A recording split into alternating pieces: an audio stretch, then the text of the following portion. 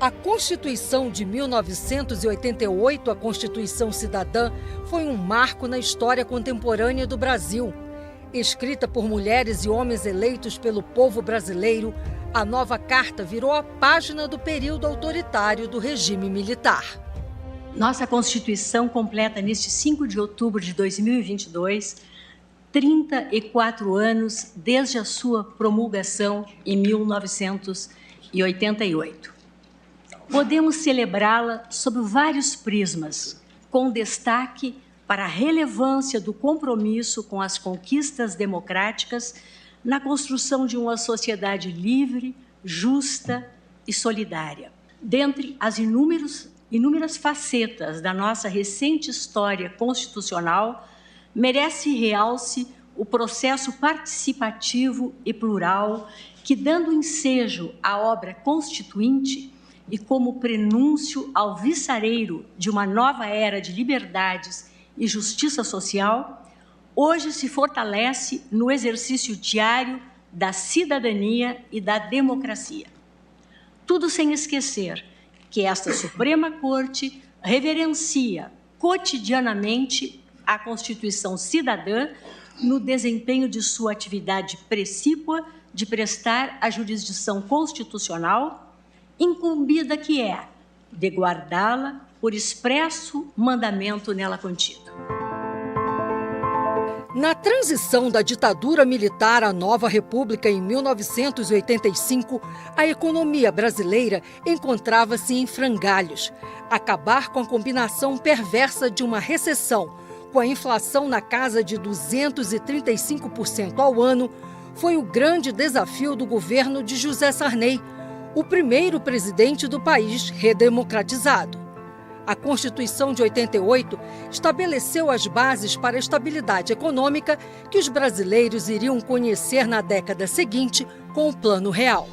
Eu acho que a Constituição de 1988 fez uma transição muito bem sucedida de um regime autoritário, intolerante e muitas vezes violento para uma democracia constitucional. E, portanto, a ênfase nesse ponto já serviria para justificar a existência da Constituição de 1988. Além disso, ao longo desses 34 anos, nós tivemos o mais longo período de estabilidade institucional da República Brasileira. Nós conquistamos estabilidade monetária, quem viveu o tempo da hiperinflação sabe a diferença que isso representa, e nós tivemos uma expressiva inclusão social ao longo desses 34 anos, que foi afetada por uma recessão dos últimos anos, mas mesmo assim o Brasil foi o país em que o IDH, o Índice de Desenvolvimento Humano, mais cresceu na América Latina ao longo desse período. Naquele momento, o Brasil passava por um processo de mudanças, né, muito profundas, porque se fazer uma nova Constituição na verdade, se estruturar um novo Estado, uma perspectiva de um novo Estado. E essa Carta Constitucional, né, a de 88, ela é uma das mais importantes da história do Brasil, porque é uma Carta Constitucional em que tem a perspectiva dos direitos fundamentais, né? Ela trabalhou na perspectiva da solidariedade, de um Estado solidário, de uma sociedade solidária. Tanto é que se você pega lá o SUS, se você pega lá o sistema do INSS, né, o Instituto Nacional de Seguridade Social, ele tem a base, a solidariedade social. Então, havia todo um processo que já vinha de antes, de muita luta por direitos, e luta no campo não só político, mas ideológico, contra um Estado ditatorial que a gente tinha, que era o Estado resultado da ditadura militar. E para apagar os resquícios do período de exceção, o Brasil democratizado precisava substituir a Carta Constitucional de 1967, elaborada para legitimar o autoritarismo do regime militar implantado nos anos de 1960. Uma das principais marcas foram as emendas para a expedição de atos institucionais, O mais conhecido deles, o AI-5, que concedeu ao governo poderes absolutos para restringir a liberdade aos cidadãos. A nossa Constituição é uma das mais avançadas do mundo, sobretudo no que diz respeito ao capítulo relativo aos direitos e garantias fundamentais. Nós tiramos das constituições mais avançadas do mundo, aquelas que surgiram depois da Segunda Guerra Mundial, o que havia de melhor nesse sentido. Nós nos inspiramos na Constituição alemã, que tem como fundamento a dignidade da pessoa humana, na Constituição italiana, na espanhola, na portuguesa. São constituições que surgiram depois de regimes autoritários.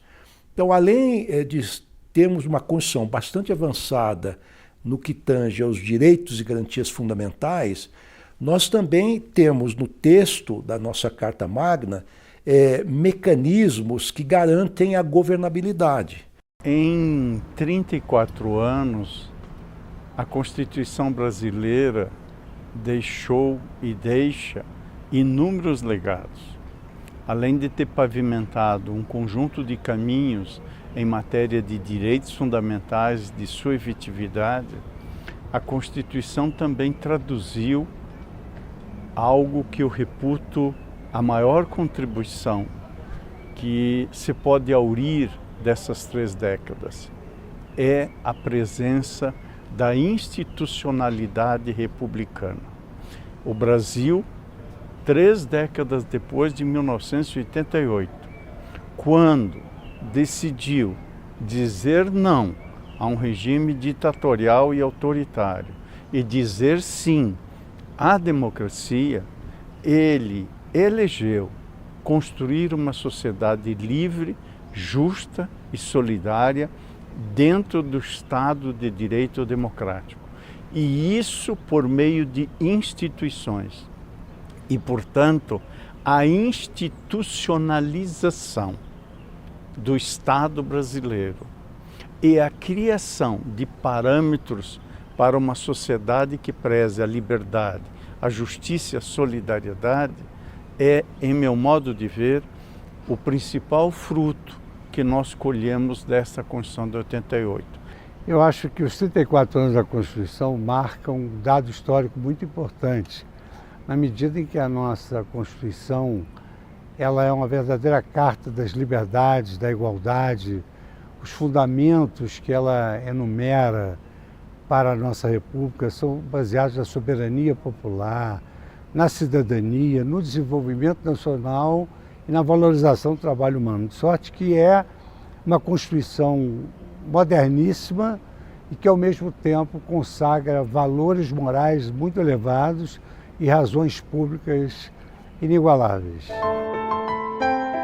Da instalação da Assembleia Nacional Constituinte em fevereiro de 1987 à promulgação da nova Carta em outubro de 1988, houve um caminho pavimentado com muitos debates, pareceres, discussões de matérias, emendas parlamentares e uma robusta participação da sociedade.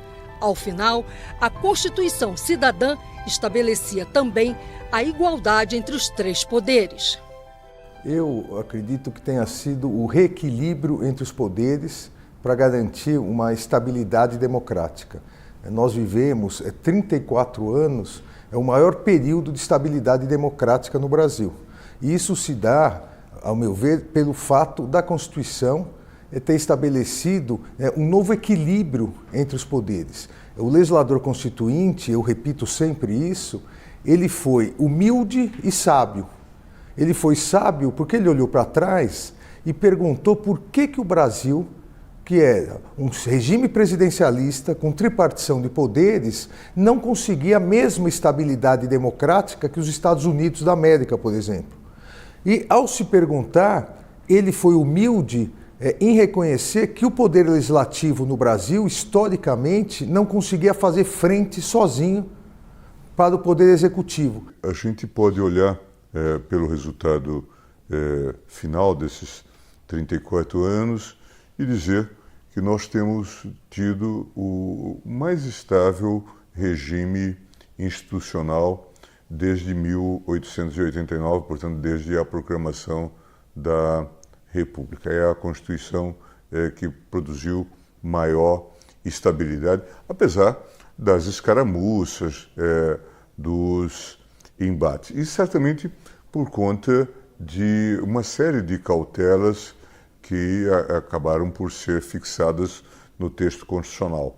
A ideia de divisão de poderes, o legislativo, executivo, judiciário, um Supremo Tribunal Federal forte, um Ministério Público Federal forte, o papel definido das Forças Armadas, o reconhecimento amplo dos direitos, né, que faz com que a cidadania trabalhe e busque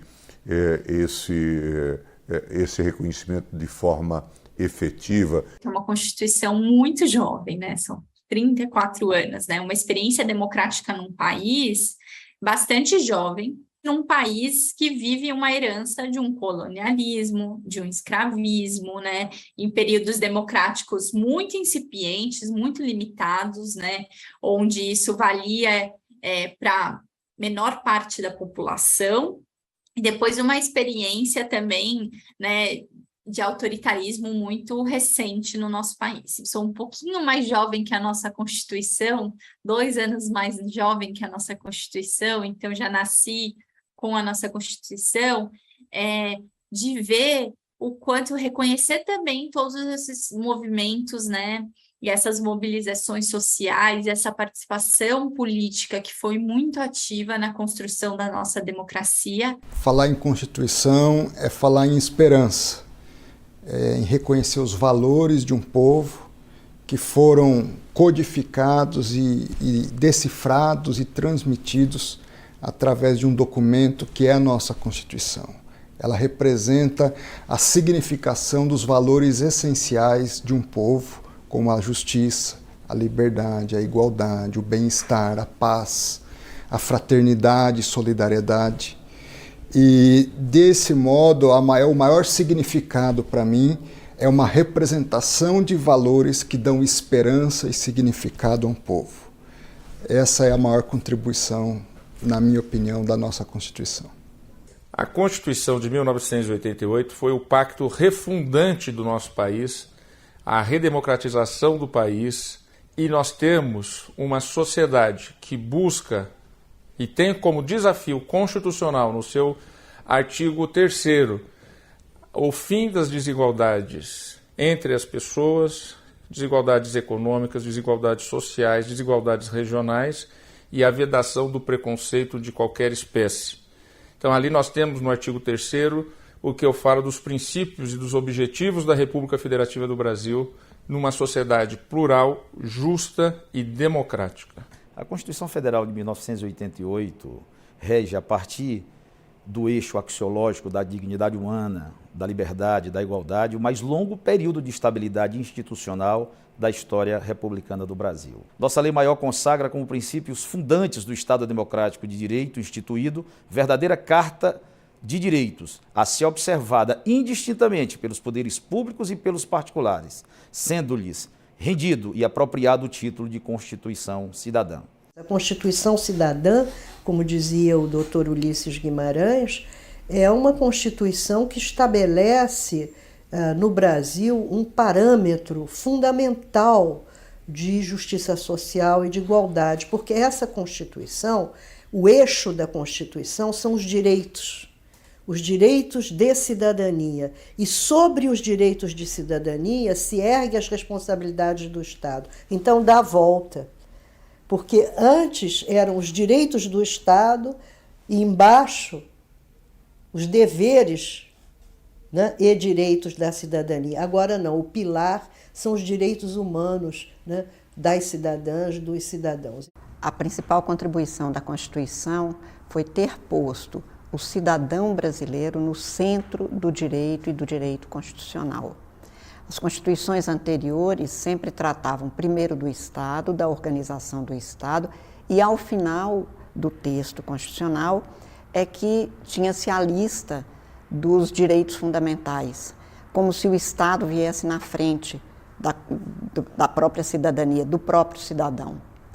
Essa Constituição mudou no que a gente chama de topografia das normas constitucionais, ou seja, ela trata primeiro do ser humano, a soberania democrática do povo, o poder é do povo, isso está no artigo 1º, inciso 1, ao Tratado de Soberania Popular, a cidadania como princípio fundamental da democracia e a dignidade humana. O Estado existe para o ser humano.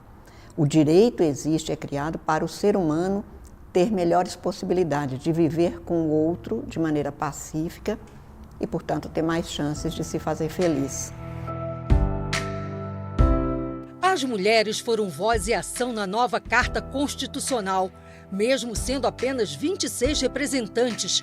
Em um universo de 559 constituintes, não se intimidaram. O pequeno exército feminino fez muito barulho dentro e fora do Congresso Nacional, conseguindo estabelecer pela primeira vez no Brasil a igualdade jurídica entre mulheres e homens. A presença feminina na Constituinte de 88 foi fundamental. Fundamental para que temas do interesse das mulheres, garantias e direitos há muito defendido pelo movimento feminista pudessem ser inscritos na nossa Constituição, como a licença maternidade de 120 dias. É uma luta do dia a dia e as conquistas que obtivemos até hoje, seja na Constituinte, seja depois dela, como a Lei Maria da Penha, que protege mulheres vítimas da violência machista, são frutos desta luta. É uma luta que se faz nos movimentos sociais e também elegendo mulheres e mesmo homens comprometidos com nossas causas. Assim, conquistamos espaços e fazemos da igualdade entre os gêneros não só uma letra, mas uma realidade. Era uma Babel, cada uma falava uma linguagem, né? E aí eu comecei a pensar, o que nós viemos fazer aqui? Nós somos 26. Nesse ínterim, a Beth Mendes sai para ser secretária de Cultura em São Paulo. E largou o trabalho da Constituinte. Então ficamos 25 nessa situação. E 25 mulheres que começaram a se apresentar umas às outras naquele momento. Como nós sentimos que nós éramos uma minoria, num mar de homens machistas, de homens que não davam a menor importância à nossa participação ou à nossa presença, a não ser uma curiosidade enorme. Uns queriam saber o que nós estávamos fazendo lá, se nós fomos desfilar, se nós fomos cumprir a obrigação de fazer o que o marido mandasse, ou o que a gente pretendia fazer naquele lugar, onde era um lugar masculino. O poder era masculino, como é até hoje, infelizmente. A cara do poder é masculina, né? Foi um momento, eu diria, único na história do Brasil e na história política do Brasil, porque, por um lado, nós tínhamos a sociedade como um todo, as mulheres na sua diversidade, organizadas, coletivos feministas, associações profissionais, OABs, sindicalistas, enfim, mulheres negras, indígenas, mulheres na sua diversidade organizadas, entende? Isso é a força da sociedade civil. Essa Constituição, ela é uma carta extraordinária.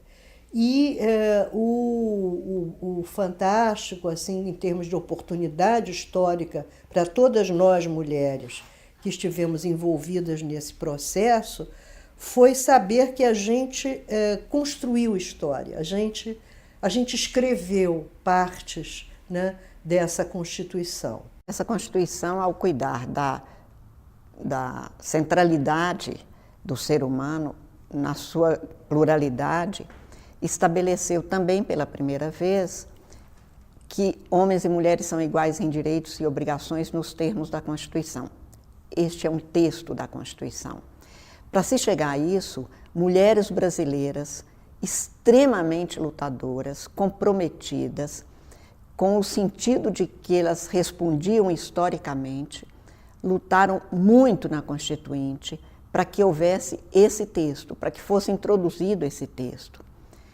Eu não vou citar muitas, porque eu com certeza me esqueceria, mas de Jaqueline Pitangui até um grupo grande de mulheres que acessaram os deputados, que tiveram acesso a eles, que procuraram a Constituinte naquele período para que houvesse essa norma, lutaram como brasileiras, sabendo que era preciso transformar uma sociedade preconceituosa, machista, que na estrutura, na base, invisibilizava e silenciava mulheres e, por isso, impedia que grande parte da população brasileira não tivesse participação no cenário político, ou seja, que atuassem para também contribuir, que é o que se pretende com a igualdade, para o bem de todos. O que marcou muito foi que apenas 26 mulheres que vieram de vários estados, com tradições diferentes, algumas famosas, como a filha de JK, Márcia Kubitschek, Tutu Quadros, filha de Jânio Quadros, e outras, assim, a Benedita da Silva, do Morro do Chapéu, eu da Ceilândia, e era assim, uma mistura de Brasil. Eu acho que a década de 80 foi um momento muito rico para os movimentos de mulheres e feministas, porque realmente, assim, junto ao processo de redemocratização, começaram a surgir os conselhos da condição feminina e as mulheres começavam a organizar, na verdade, a luta que nunca deixou de existir, mas era oculta, né, pela ditadura militar, mas então elas começaram a se organizar mais. A Constituição de 1988 abriu uma figura da democracia que tem face feminina. A presença feminina de diversos povos e raças, dos povos originários, das mulheres urbanas, das mulheres trabalhadoras rurais, enfim, de todas aquelas que queriam e foram ouvidas. Portanto, a Constituição, ao expor esta face, deu um primeiro passo. Mas 30 anos depois, esse passo não se revelou suficiente.